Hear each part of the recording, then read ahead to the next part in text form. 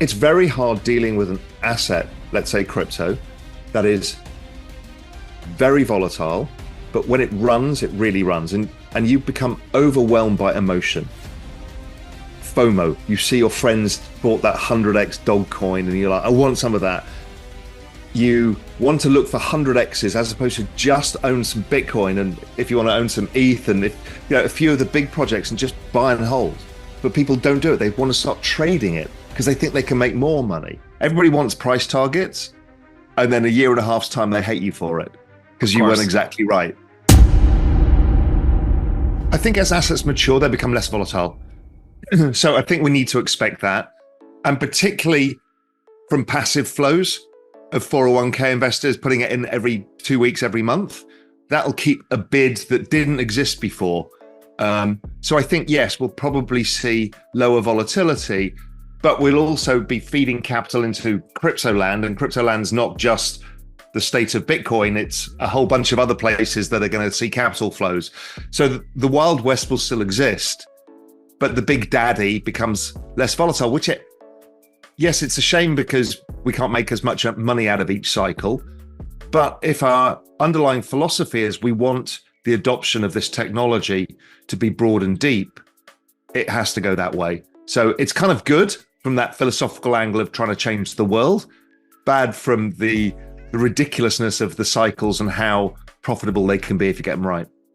Yeah, so what you've done, and it was always going to happen, is Bitcoin's now become financialized. When it wasn't really, it was still had purity to it. Now, it doesn't mean it's impure because of this, but you've allowed a financialization layer. And what that's going to mean is that they are going to offer leveraged products on it. Now, options are kind of defined risk products, but what you end up with is in a very high volatility product, we get a lot of volatility sellers, and it dampens the market because they're always hedging, and that hedging structure can really change the nature of markets. Sometimes it creates acceleration points because everybody's short and suddenly the price goes through and everyone has to buy everything back. Other times, just by the ongoing selling of yield, selling of premium for yield, it slows down the whole market itself. So I do think that's a bigger deal than people expect. But the casino for options on ETFs is going to be quite amusing for a while as well, because if you think about how much the Robin Hood crowd use options on tech stocks, they're going to go wild on this stuff, and they've not been able to. For Americans, it was really hard. Deribit was not accessible to Americans. They're now going to start using options. I don't know when that launches, but it'll happen at some point. And that brings in all the market making firms and the investment banks and all of these other financial players. So this is the difficulty people have with different time horizons. So interest rates are set by the Federal Reserve. The Federal Reserve operates in core inflation land, which is driven by core inflation and unemployment, which is driven by stuff like owner equivalent rents and stuff. All of this stuff is lagged. So the Fed operate in that lags. Stuff like crypto and tech stocks are trading on liquidity and future liquidity. So financial conditions, they eased a long time ago. So people looking at the Fed saying, well, when the Fed raise or when the Fed cut, that's not relevant. What's actually relevant is what the kind of financial conditions are doing, which have been loosening massively, and liquidity has been rising. Whether you use Fed net liquidity or broader measures or M2, they're all rising on a global basis. And the global basis is another key thing most people miss because they kind of look at the US only. But if we look at this cycle, who's got the biggest economic problems right now is China.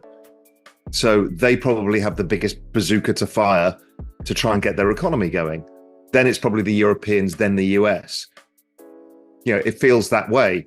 But we've seen liquidity. I managed to catch the bottom in crypto and tech last year because of liquidity had bottomed. And the moment it bottomed, ETH bottomed first, and then the whole space bottomed, including tech, in October. And it's just been following that liquidity cycle ever since. And using my forward-looking projections based around this everything code thesis, it should continue all the way into 2025. and crypto should continue to price that. Look, you've been around this for a long time.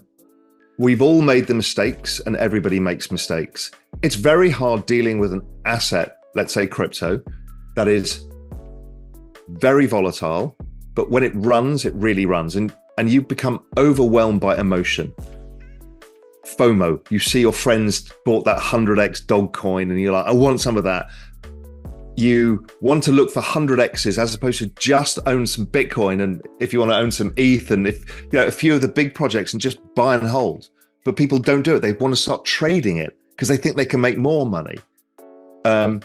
Also, they custody things wrong. People start thinking, I want the extra 5% yield by sticking it into some project of which they know nothing about the security of. And the don't fuck this up is don't let somebody take your tokens.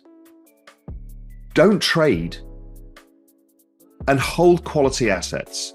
If you can do that with 90% of your portfolio, you will do well.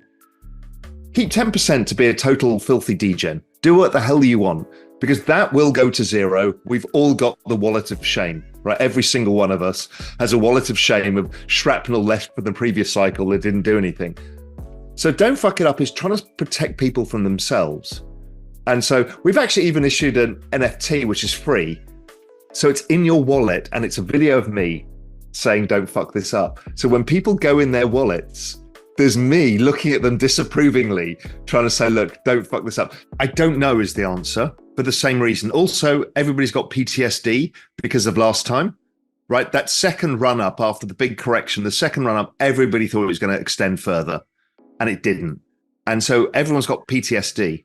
So how I'm thinking about it, I'm giving a 60% probability this is a relatively normal cycle, in which case it would get to 150,000, let's say.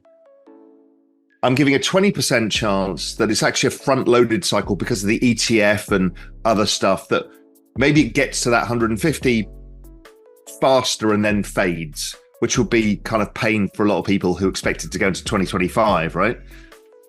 And then the other 20% chance, I think, is that this ends up being a bubble cycle. And so it looks more like 2011, 12, 13 than it does the previous one. And in which case, if you remember that cycle, it had a interim top correction. Everyone thought it was over and then it just exploded again. I think there's a decent chance of that, but we need to see the contextualization of how the ETF flows impact, what's happening with monetary policy, what's going on in the economy, how the election is going to play into this. So that's how I'm thinking of it.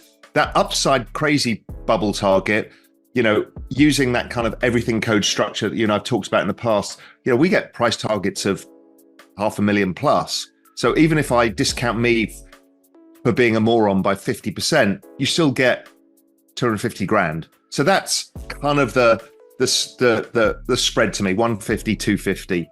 But obviously, who the hell knows? And as you know, the worst thing for any of us is everybody wants price targets, and then a year and a half's time they hate you for it because you weren't exactly right. I think that's possible, but also think about the crowd that got financialized in 2020. Again, mainly the millennial crowd, right? There's 110 million Coinbase accounts. And when I checked 6 months ago, only 9 million were active.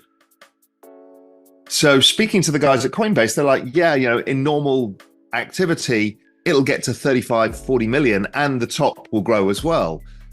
So there's a lot of money still to come in of people who participated last time around, have that interest, still have PTSD, will come back in. So maybe that offsets it. I don't know. I also have a feeling the applications layer of blockchain is going to bring in a lot more use case.